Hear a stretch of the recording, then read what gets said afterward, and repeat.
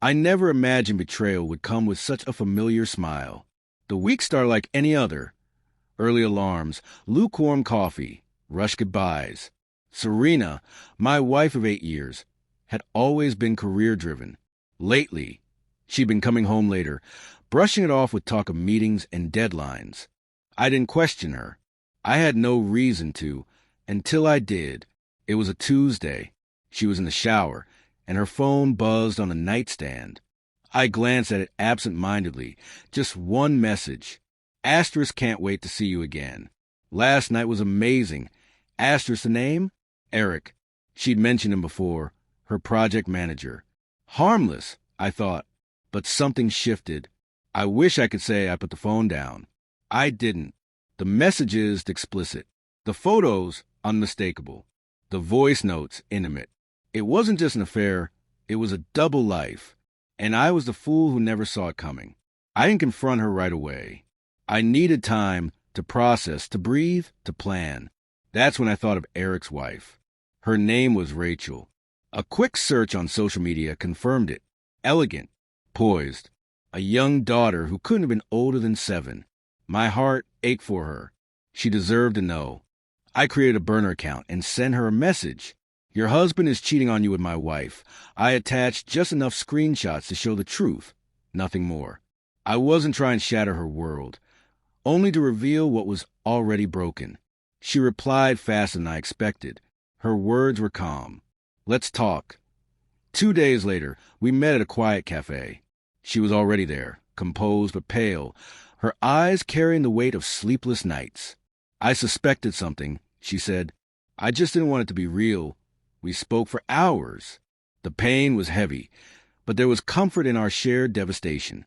A strange kind of kinship was born that day, not out of romance, but recognition. As we talked, a quiet resolve formed between us. Revenge, if it was going to happen, wouldn't be loud. It would be precise. Serena had mentioned her company's black tie end-of-year event, a grand affair at a downtown hotel. Eric would be there too, likely thinking he could sneak off with her like always. We decided that would be the night they'd remember forever, but not for the reasons they hoped. I called Rachel the next morning. Let's go together, I said.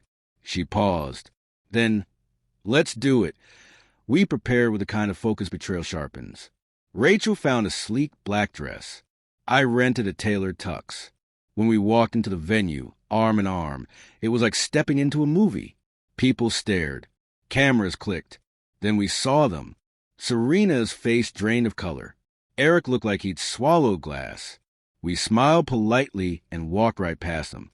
On the dance floor, I held Rachel's hand, whispered into her ear, laughed like she was the only person in the room. It wasn't fake. It was freedom.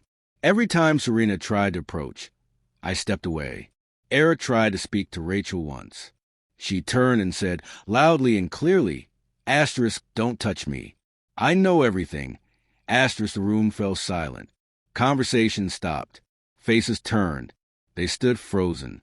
Serena tugged Eric away, eyes wild, but it wasn't over.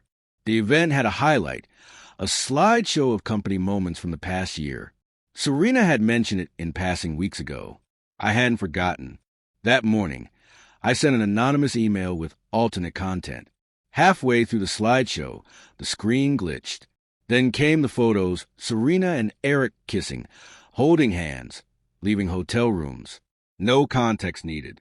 The room erupted into whispers, gasps, phones raised in disbelief. Serena lunged toward the stage, but was too late. Her boss stood up and walked out. Eric followed. Serena just stood there, shaking, exposed. Rachel and I slipped out into the night, leaving behind the ruin they'd made for themselves. Outside, under the orange glow of the street lamps, Rachel exhaled. That was intense, she said, almost laughing. Are you okay? I asked. She nodded. For the first time in a long time, yes. We didn't go home together. This wasn't a romance rushed out of heartbreak. But something was there, a spark. Something built not on deception, but shared truth. The fallout was swift. Serena lost her job. Eric's marriage unraveled. Rachel filed for divorce. So did I. Some called what we did petty. Cruel, even. Maybe. But betrayal is never soft. And sometimes, the only way to find peace is to face the fire head on. Rachel and I kept in touch. We met often. We talked. We listened. We healed. It wasn't dating. It was something better. Two people rebuilding brick by honest brick. Serena tried to contact me once. I blocked her. Sometimes I still think about that night. Not with pride, but with clarity. I didn't destroy them. I simply let their lies catch up with them. And in the silence that followed, I found peace. Rachel did, too. That, more than any public exposure, was the real revenge. Not the fall, the rising.